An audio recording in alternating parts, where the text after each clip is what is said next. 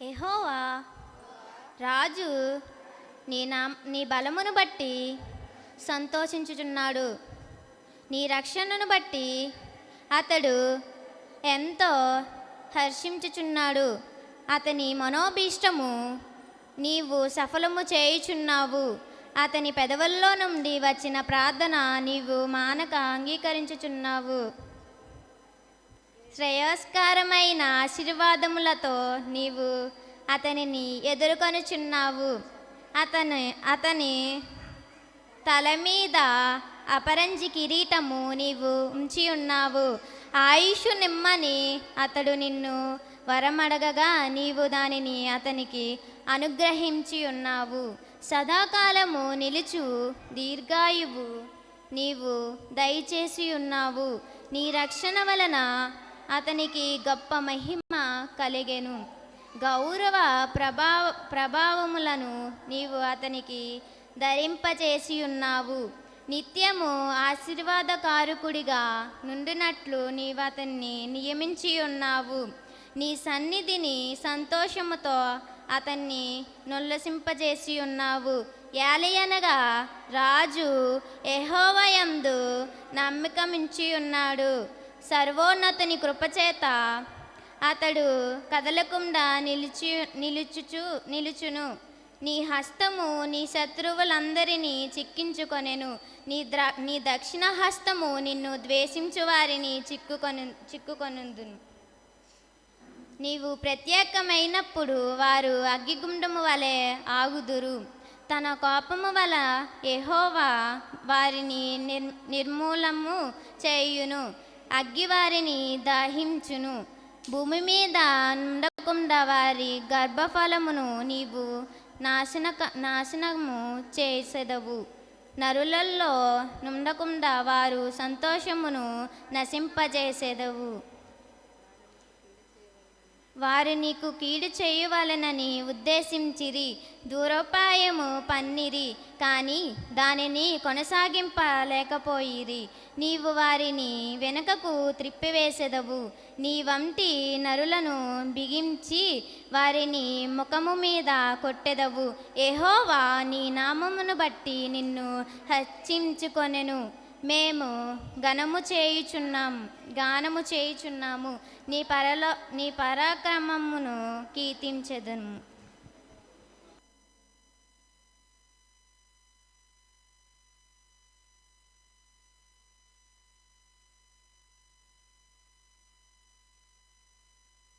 హల్లెలూయా, హల్లెలూయా. అమ్మా అందరూ కూర్చోండి.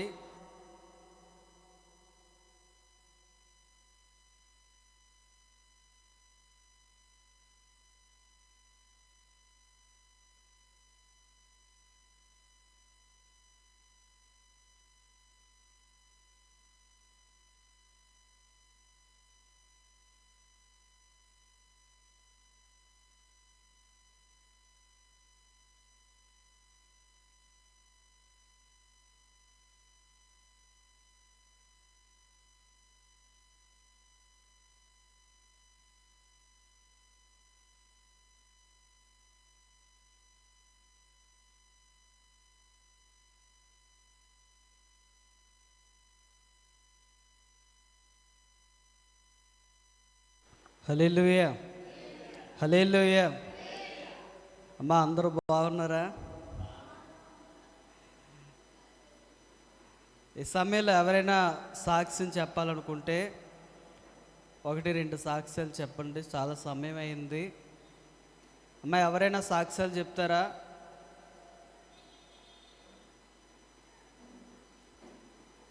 దేవుని స్తోత్రం. ఎవరు సాక్ష్యాలు చెప్పలేదు కదా.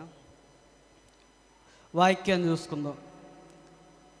వాక్యాన్ని చూసుకునే ముందు ఇంకోటి ఏంటంటే, రేపు రాత్రికి చెన్నై నుండి వచ్చిన పాస్టర్ గారు వాక్యం చెప్తారు. చర్చిలో ప్రార్థన ఉంటుంది.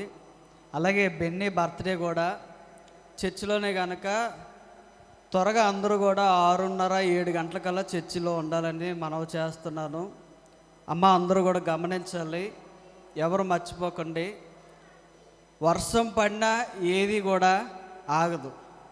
వర్షం పడినా ఏ కార్యక్రమం ఎలా జరగాలో అలాగే జరుగుతుంది. దేనికి మనం భయపడనక్కర్లేదు. ఏదైనా దేవుని చిత్తం. కాబట్టిగా ప్రార్థన చేయండి. దేవుడు మాతో రేపు ఉదయకాల సమయంలో మాట్లాడినట్లుగా రేపు రాత్రికాల సమయంలో ఈరోజు రాత్రికి కూడా కొత్తపల్లి ప్రార్థన జరుగుతుంది. అక్కడ వారు మాట్లాడతారు. ప్రతి ఒక్కరు కూడా ప్రార్థనలో పెట్టరు. సరే, వాక్యాన్ని చూసుకుందాం. ఎఫెసీయులకు రాసిన పత్రిక 4వ అధ్యాయం. బైబిల్ ఉన్నవారు అందరూ కూడా బైబిల్ చదవండి. ఎఫెసీయులకు రాసిన పత్రిక 4వ అధ్యాయము 15వ వచనం.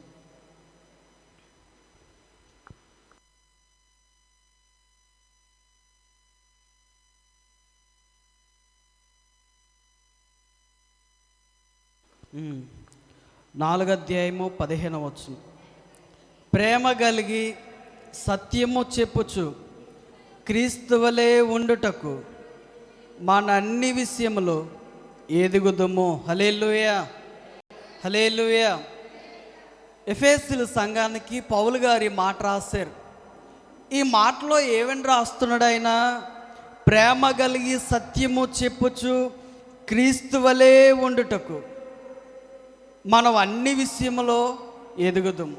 ఎప్పుడట? ఎలా అంట? ప్రేమ కలిగి సత్యము చెప్పుచు క్రీస్తు వలె ఉండుటకు అన్ని విషయంలోనే మనం అట ఏం చేస్తామట? ఎదుగుతాం. ఎప్పుడు అంటే మొట్టమొదటగా క్రైస్తుడు ప్రేమ కలిగి ఉండాలి. ప్రేమ అనే మాట దగ్గర ఏం రాశాడంటే క్రీస్తు వలె. ఏమని రాశాడు?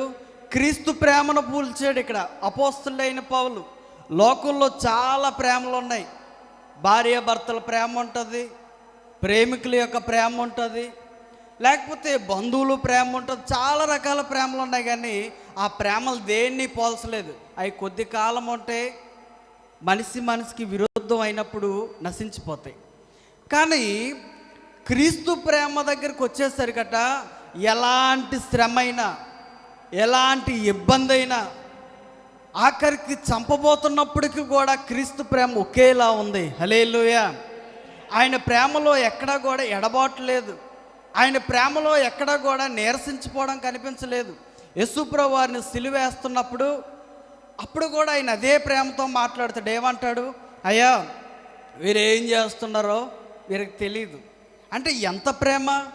ఈరోజు మనల్ని కానీ ఎవడైనా హింసిస్తే, ఈరోజు మనల్ని ఎవడైనా కానీ తిడితే మనం వాళ్ళకి విరుద్ధంగా ఉంటాం, వారికి శత్రువులు అయిపోతాం. కానీ బైబిల్ అంటుంది క్రీస్తు ప్రేమట అన్ని విషయాల్లో లోబడుతూనే ఉంది. హల్లెలూయా. మరణించడానికైనా సిద్ధపడిన ప్రేమ ఇది. ఇది నీ కొరకు, నా కొరకు పరలోక రాజ్యము నుండి దిగి వచ్చిన ప్రేమ. ఈ ప్రేమ ఏం చేస్తుందంటే నన్ను ఏం చేస్తుందట? క్రీస్తు ప్రేమని చూపెడుతుంది. ఈ ప్రేమ వల్లేనంట ఇక్కడ ఏం రాయబడిందంటే సత్యము చెప్పుచు క్రీస్తు వలె ఉండుటకు మన అన్ని విషయములో ఎదుగుదు. సత్యము చెప్పుచు. ఈరోజు విషయం ఏంటంటే సత్యాన్ని ఎవరైతే చెప్తారో ఆ మనుషుడు భూమి మీద ఉండడు. సత్యాన్ని ఎవరైతే చెప్తారో ఆ మనుషుడు ఇళ్లల్లో కూడా ఉంచరు. సత్యాన్ని ఎవరైతే మాట్లాడతారో ఆ మనుషుడు భూమి మీద జీవించడానికి మానవుడు ఒప్పుకోడు. మీకు ఒక విషయం చెప్పనా? సార్లిక్ అనే ఒక వ్యక్తి ఒక దేశంలో ప్రకటన చేస్తాడు, వాక్యం చెప్తున్నాడట. ఆ వాక్యం చెప్తున్నప్పుడు ఆయా ప్రజలు చాలామంది వచ్చారట. అందరూ వింటున్నారట. ఆయన ఏమైనా తప్పు చెప్తున్నాడంటే తప్పేం చెప్పలేదు. రే, దేవుడు మనకిచ్చిన నిబంధనలు పాటించండి. ఆయన ఎన్నో నీ కొరకు నా కొరకు ఆయన ఎంతో త్యాగం చేసాడు. బైబిల్లో చాలా ఉన్నాయి. చిన్న చిన్న దుస్తువులు ఎవరో కూడా ధరించుకోవద్దు. అంగీకారంగానే దేవునికి అంగీకారంగా బ్రతకాలి. భార్యాభర్తలుగానే వివాహం చేసుకోవాలి. కొన్ని దేశాల్లో ఆడవాళ్ళు పెళ్ళిళ్ళు చేసుకుంటున్నారు. ఆ దేశంలో మగవాళ్ళు పెళ్ళిళ్ళు చేసుకుంటున్నారు. ఇలాంటి దరిద్రం యొక్క ఆచారాలు తీసుకురావద్దని ఆయన వాక్యంలో మాట్లాడుతున్నాడు. ఆయా ప్రజలకి ఏమొచ్చిందంటే కోపం వచ్చింది. ఎవడో గన్న పెట్టి షూట్ చేసి పాడేసాడు. అక్కడితో ఆగిపోయింది ఆ మాటలు. ఆ దేశంతో అక్కడితో ఆగిపోయిందా? ప్రపంచం అంతా కూడా ఆ మాటలు తెలియపరచబడ్డాయి. హల్లెలూయా. ఈరోజు సత్యాన్ని బోధిస్తున్నప్పుడు, సత్యాన్ని మాట్లాడుతున్నప్పుడు ప్రజలకు విరుద్ధం అయ్యి ఆఫ్ చేయాలని అనిపించవచ్చు. కానీ అది ఇంకా ఏమవుతుంది, ప్రబలం అవుతూ ఉంటుంది. హల్లెలూయా. యేసుప్రభువు వారి కలువరి సిలువలో కూడా ఆయన సిలువలో బలి అయినప్పుడు సాతాను గడు అనుకున్నట్టు, అయిపోయింది చరిత్ర, నేనే రాజుని, భూమిని నేనే ఏలుతాను, ఇంక యేసుప్రభువు యొక్క చరిత్ర అంతా కూడా భూమి మీద అయిపోయింది అనుకున్నాడు. తర్వాత 12 మంది శిష్యులు బయలుదేరారు. హల్లెలూయా. తర్వాత తన శిష్యులు ప్రకటన చేశారు, నలుదిక్కల ప్రపంచం అంతా కూడా వాళ్ళు ఏం చేశారు, గలిబిలి చేశారు. ప్రపంచం అంతా యేసుప్రభువు గురించి చెప్పే పని మొదలైంది. అప్పుడే ఈరోజు అనుకుంటాం, ఒక మనిషి చరిత్ర అయిపోయిందనేసి ఒక మనిషిని తీసివేయాలని చాలా కుట్రలు పన్నుతాం, కానీ అక్కడి నుండే మొదలవుతుంది విప్లవం. హల్లెలూయా. ఈరోజు నీ జీవితంలో నా జీవితంలో అంటాను, దేవుడు మనకిచ్చిన కృపను, దేవుడు మనకిచ్చిన సమస్తాన్ని కూడా మనం కాపాడుకోవాలి. ఇక్కడ అపోస్తులైన పౌలు అంటాడు, ప్రేమ కలిగి సత్యము చెప్పుచు క్రీస్తు వలె ఉండడానికి మనం ప్రయత్నం చేయాలి.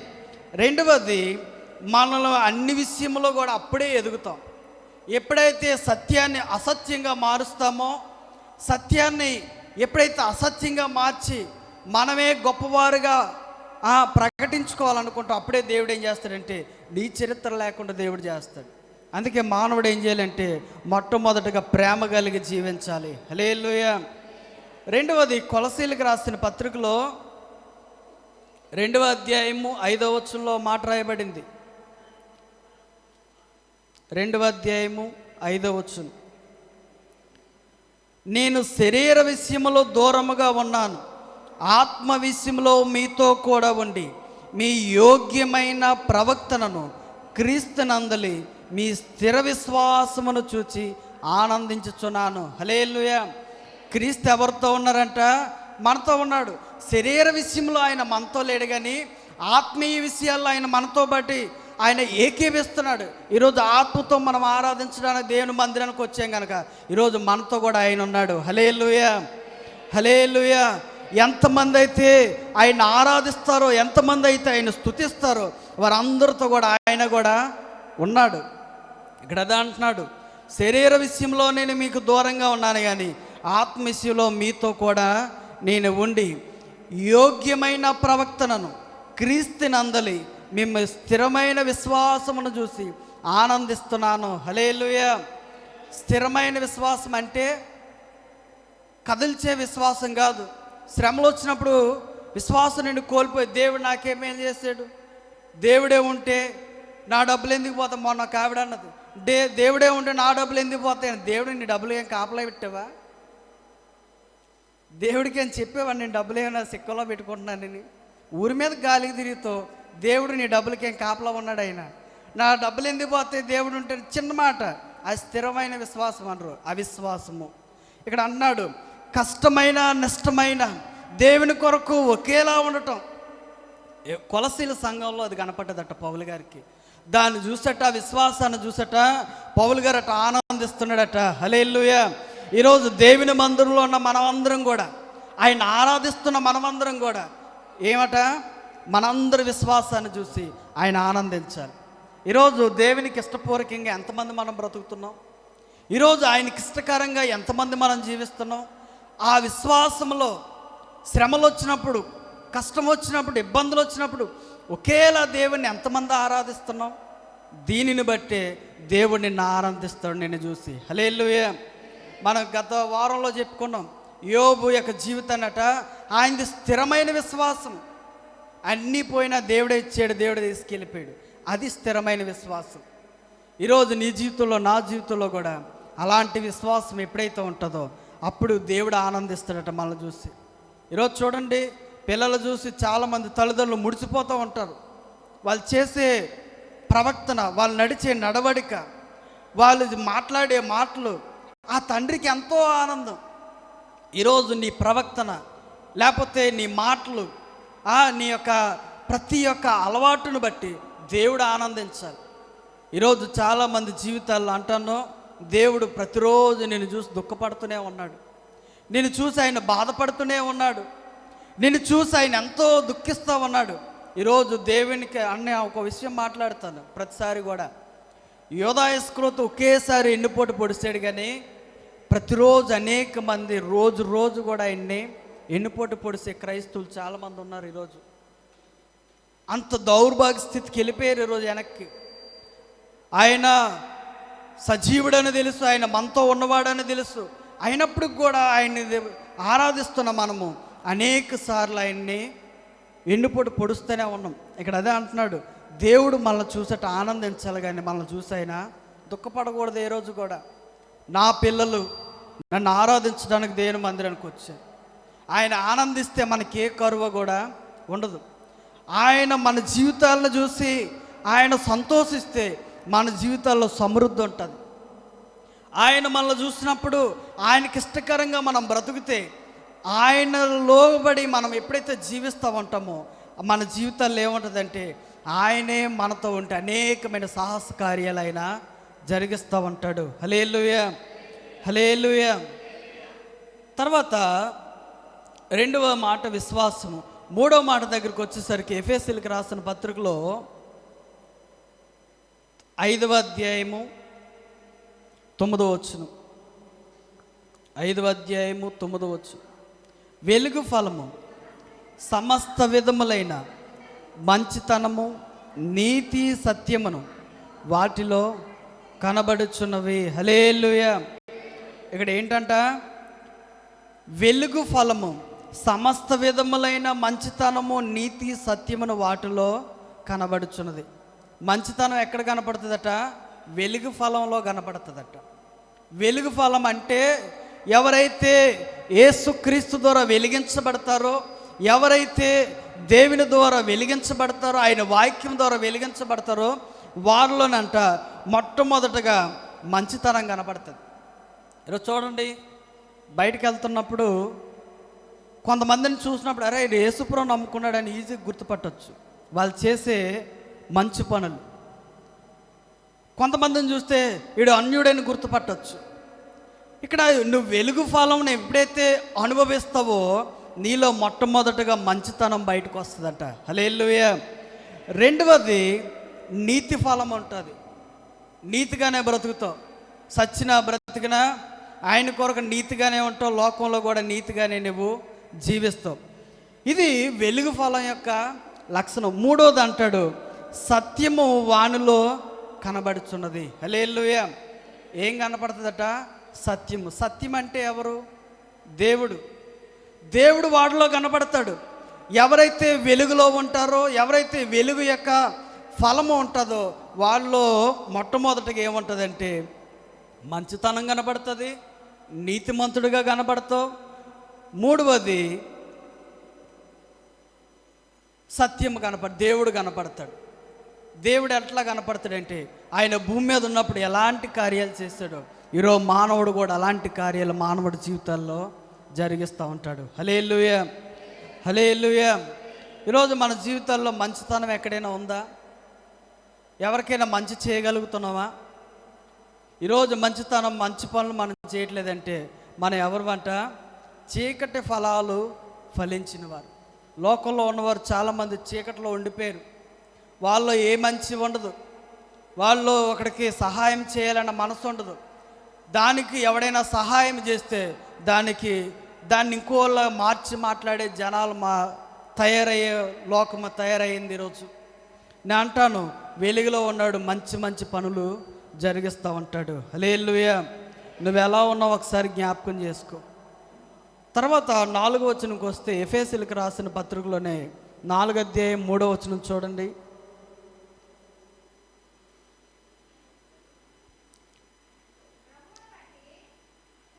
4:3 మీరు పిలువబడిన పిలుపు తగినట్లుగా దీర్ఘశాంతముతో కూడిన సంపూర్ణ వినయముతోను సాత్వికముతోను నడుచుకొనవలనని ప్రభువును బట్టి ఖైదీనైన నేను మిమ్మల్ని బతిమలాడుకొనుచున్నాను.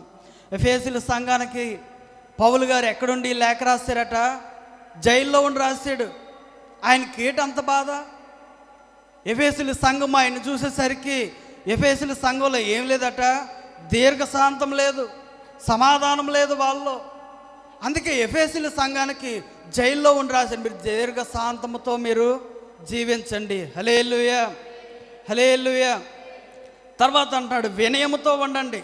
కొన్ని కుటుంబాల్లో వినయం ఉండదు, కొన్ని సంఘాల్లో వినయం ఉండదు. వారు ఎలా మాట్లాడతారో, లేకపోతే ఒకరికొకరు లోబడే తత్వం వాళ్ళలో ఉండదు. తర్వాత సాత్వికంతో నడుచుకుంటూ, సాత్వికం అంటే యేసు ప్రభువులా కనపడతాయి. ఆయన ముఖం ఎప్పుడు కూడా ఎలా ఉంటుందట, ఎదుటివాడు తిట్టినా సరే ఒకేలా ఉంచుతాడు. ఆయన ముఖం చూస్తే మీకు అర్థమవుతుంది. దేన మనసు, సాత్వికుడు ఆయన పేరుంది ఆయనకి. ఆయన కోపం, ఆ ముఖంలో ఎన్నడూ కూడా కోపం ఉండదు, కండ్రం ముఖం ఉండదు. కొన్ని ముఖాల్లో నవ్వు ఉండదు, కొన్ని ముఖాల్లో ఏమీ ఉండదు. నేను అంటాను, కుటుంబాల్లోకి వచ్చేసరికి ఏముండాలట, దీర్ఘశాంతంతో కుటుంబాలు ఉండాలి. సమస్యలు వస్తాయి, శ్రమలు వస్తాయి, దీర్ఘశాంతంతోనే మనం జీవించాలి. తర్వాత వినయం ఉండాలి. ఎదుటివాడు చెప్పేది కొంచెం విని ఆలకించే మనసు ఉండాలి, వినయ బుద్ధి ఉండాలి. మూడవది సాత్వికం ఉండాలి. ఈ మూడు మన కుటుంబాల్లో లేకపోతే మనం ఏమైపోతాం, కుటుంబాల్లో లేకపోతే సంఘాలు చెల్లాచెదురైపోతాయి. ఎఫెసీయుల సంఘాన్ని పౌలు గారు చూసినప్పుడట దీర్ఘశాంతం లేదు, ఆయా గొడవలతో ఉన్నారంట వాళ్ళంతా కూడా. ఈరోజు నీ జీవితంలో, నా జీవితంలో అంటాను, మన కుటుంబాల్లో ఎలాంటి శ్రమలు వచ్చినప్పుడు కూడా తగ్గించుకోవాలి. తగ్గించుకుంటూ పోయేదేముంది, తగ్గించుకొని జీవిస్తే మన జీవితాల్లో ఏమైనా నష్టపోయేది ఏమైనా ఉందా? ఏమీ నష్టపోము. ఎదుటివాడు లోకంలో మనం వెళ్తున్నప్పుడు ఎవడైనా మనం తిట్టాడనుకో తలొంచు, పర్లేదు. కుటుంబంలో నీ భర్త తిట్టాడనుకో తలొంచు, నువ్వు దేవుని గౌరవిస్తే.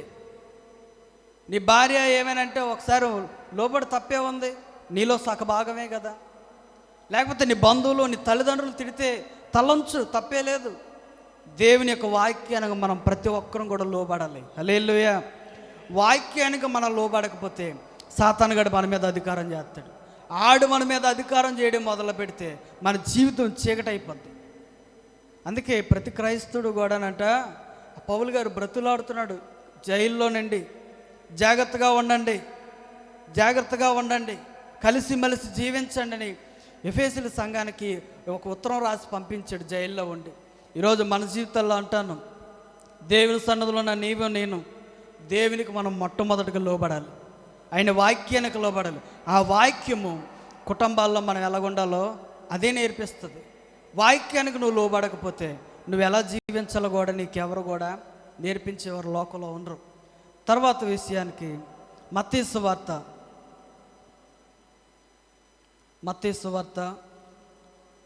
5వ అధ్యాయం 5వ వచనం.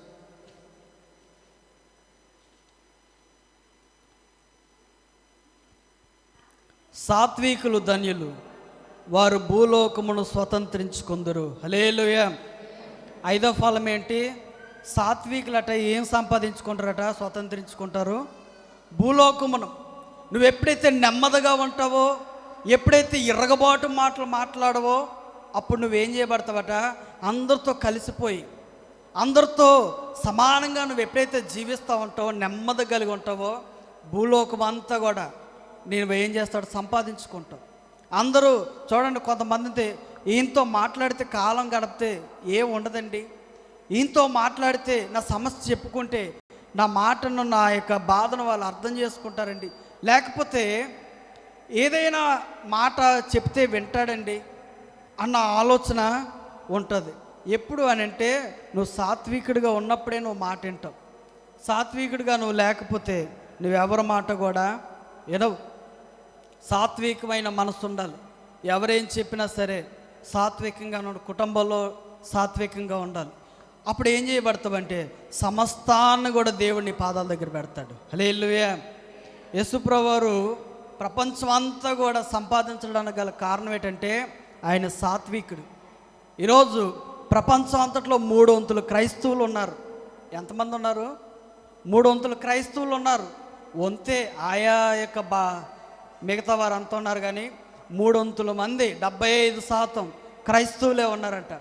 ఈ 75% కూడా సంపాదించడానికి గల కారణం ఏంటంటే ఆయన సాత్వికమైన మనసు, ఆయన నెమ్మది గల హృదయం. ఈరోజు అలాంటి మనసు మనకుంటేనే ఏ రోగాలు మన దగ్గరికి రావు. రెండవది, సమస్తాన్ని మనం కూడా సంపాదించుకోగలం. కొంతమందిని అంటే డబ్బు సంపాదించడం కాదు, కొంతమంది మనుషులు మనం సంపాదించగలం. కాబట్టిగా ప్రతి ఒక్కటి కూడా మనం జ్ఞాపకం చేసుకోవాలి. కొలసీలకు రాసిన పత్రికలో 3వ అధ్యాయము చివరగా కొలసీలకు రాసిన పత్రిక 3వ అధ్యాయము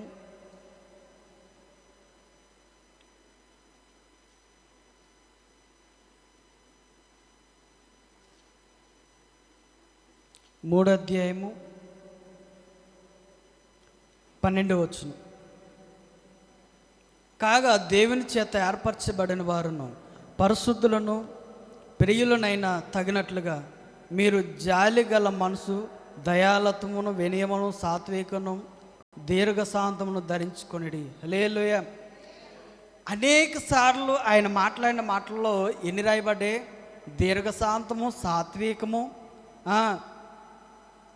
ఇవన్నీ రాయబడ్డాయి. మీదన అంటాడు పరిశుద్ధులైన మీరు. ఈరోజు ఎవరైతే యేసుప్రభువుని నమ్మి బాప్టిసం పొంది ఎవరైతే ఉన్నారో వారందరూ కూడా పరిశుద్ధులు. అయితే ఈ పరిశుద్ధులు అంటే ఏం కలిగి ఉండాలంటే జాలి గల మనసు. ఎదుటివాడికి ఎవరికైనా అపాయం అనుకుంటే జాలితో నువ్వు వాడికి సహాయం చేయాలి. ఎవరైనా రోగంతో పడి ఉంటే జాలిగల హృదయంతో వాడిని నువ్వు ఆదరించాలి. నువ్వు వాళ్ళ కొరకు ప్రార్థన చేయాలి. ఎవరైనా సమస్యలో నలిగిపోతూ ఉన్నప్పుడు, ఎవరైనా మా జీవితమే ఎందుకు అన్నప్పుడు వాళ్ళతో నువ్వు ఎలాగుండాలట? దేవుని యొక్క మాటలు వారికి చెబుతూ నువ్వు వారితో కాలం గడపాలి. జాలిగల మనసు మనకు ఉండాలి. చూడండి, ఎవరి దగ్గరైనా తీసుకుంటాం కానీ ఎవరికి పెట్టడానికి మన చేతులు రావు. పిసనారుతనం. బైబిల్ అంటుంది జాలిగల మనసు మనకి ఉండాలి. ఎవరైనా రోడ్డు మీద వెళ్తున్నప్పుడు వాడు లేనివాడైతే నీ దగ్గర ఉంటే వాడికి ఇవ్వాల్సింది ఏదైనా మన చేతులతో వాడికి ఇవ్వాలి. కొంతమంది ఇంట్లో కుళ్ళిపోతాయి కానీ ఎవరికి బెటరు. చాలా ఇల్లు నాకు తెలుసు, మా ఇళ్ళల్లో కూడా ఉన్నారు కొంతమంది. అది అలాగే అక్కడ నాశనం అయిపోవాలి కానీ ఇంటికి ఎవడైనా పిల్లోడు వస్తే ఇలా తీసాడి బెటరు. రెండవది, ఇంటి ముందుకి ఎవడైనా అడుక్కున్నోడు వచ్చినా సరే ఒక గ్లాసుడు బియ్యం తీసి వాడికి వేయరు. ఏంటంటే జాలిగల హృదయం వాళ్ళకి లేదు. యేసుప్రభువు వారు ఏమన్నారు తెలిసిన? లోకాసువార్తలో 3వ అధ్యాయం 10వ వచనంలో అంటాడు. ఇక్కడ చాలా మంచి మాట రాశాడు. ఇది జాలిగల మనసు అంటే 3వ అధ్యాయం 10వ వచనం చూడండి. అందుకు యేసు, జనులు అలాగైతే మేమేమి చేయవలనని అతన్ని అడుగగా, అతడు 2 అంగీలు గలవాడు, ఏమీ లేని వానికి ఒకటి ఇవ్వలను. ఏమివ్వాలంట? 2 అంగీలు ఎవరికైనా ఉంటే 2 జతల బట్టలు, ఒక జత బట్టలు తీసి ఇంకోటి ఎదుటివాడికి ఇవ్వాలట. ఇది జాలిగల మన యేసుప్రభువు వారు చెప్పారు ఈ మాట. ఈరోజు నీ జీవితంలో నా జీవితంలో బీరువాళ్ళు నిండిపోతాయి కానీ పేదవాడు ఎవడైనా రోడ్డు మీద బట్టలు సిరిగిపోయి ఉంటే ఒక జత తీసి ఇవ్వలేం. అయ్యో ఎక్కువ రేటు పెట్టుకున్నాం, అది ఆ దేశం వెళ్ళి కొన్నాం, లేకపోతే వాళ్ళు అక్కడికి వెళ్ళి తెచ్చాం, మా వాళ్ళు కొన్నారు, ఇవే లెక్కలు చెప్తాం కానీ ఎవరికి ఒక జత తీసి ఇవ్వలేము. నేను అంటాను, మన దగ్గర ఏమైనా ఉంటే ఎవడైనా ఆపదలో ఉన్నాడికి సహాయం చేయాలి. హల్లెలూయా. ఎవడైనా ఇబ్బంది కలిగి ఉంటే ఎవరి దగ్గర లేనివాడు మన దగ్గరికి వస్తే వాడికి సహాయం చేసినప్పుడు దేవుని యొక్క మనసు నీవును కూడా కలిగి ఉన్నవాడివే. హల్లెలూయా. యేసుప్రభువు వారు కూడా మనందరి కొరకు కూడా ఆయన ఒకటి ఇచ్చారు. ఏమి ఇచ్చారంటే ఆయన రాజ్యాన్ని మనందరికీ కూడా ఆయన ఇచ్చాడు. ఎలా ఇచ్చాడంటే ఆయన శ్రమల ద్వారా, కలువరి సిలువలో కార్చిన రక్తము ద్వారా మనందరిని కూడా పరిశుద్ధపరిచి ఆయన రాజ్యాన్ని మనకిచ్చి ఆయన వెళ్ళిపోయాడు. ఈరోజు నీ జీవితంలో నా జీవితంలో కూడా మన దగ్గర ఉన్న దేవుని వాక్యాన్ని కూడా ప్రజలకు ఇవ్వాలి. మన దగ్గర ఉన్న దేవుని ప్రేమను ప్రజలకు పంచిపెట్టాలి. మన దగ్గర ఉన్న దేవుని యొక్క మాటలు అనేక మందికి మనం ఎప్పుడైతే ఇస్తామో దేవుడు మనల్ని చూసి ఆనందిస్తూ ఉంటాడు. హల్లెలూయా, హల్లెలూయా.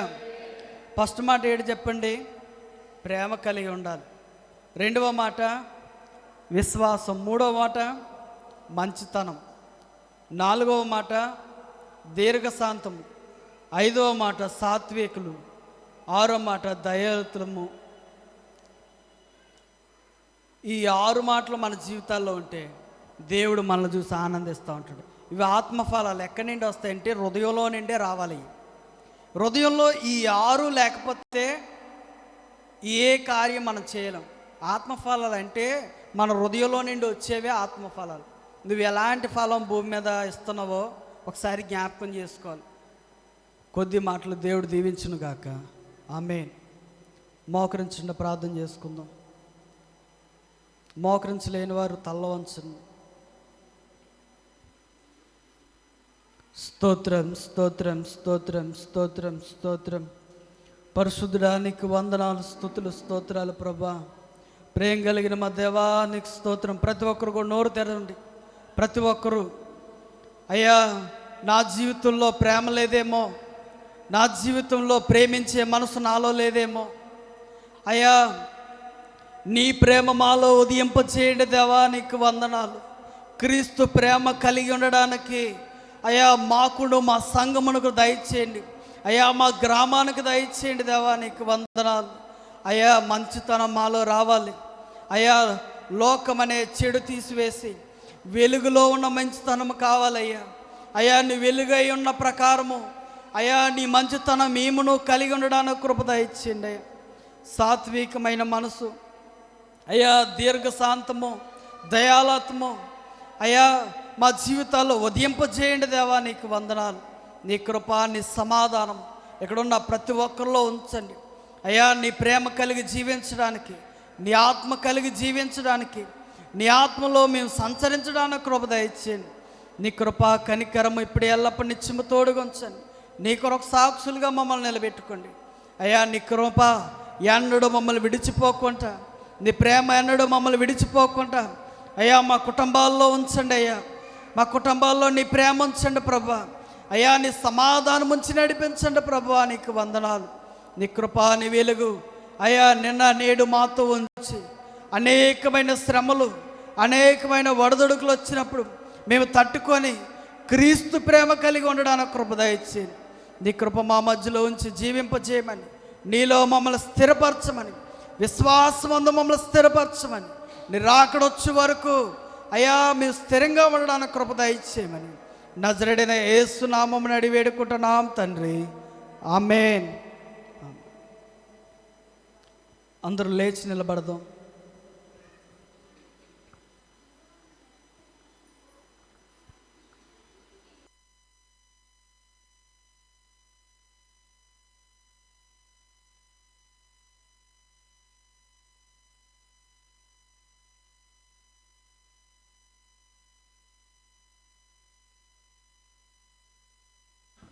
హల్లెలూయా.